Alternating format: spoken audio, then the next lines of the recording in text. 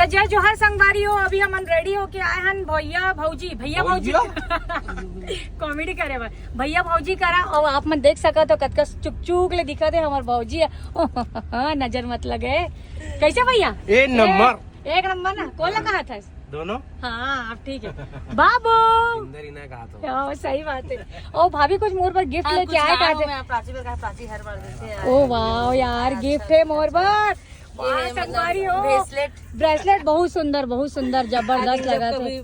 जब भी हाँ मैं ना एक ड्रेस सोचे हूँ पक्का ला पहनू।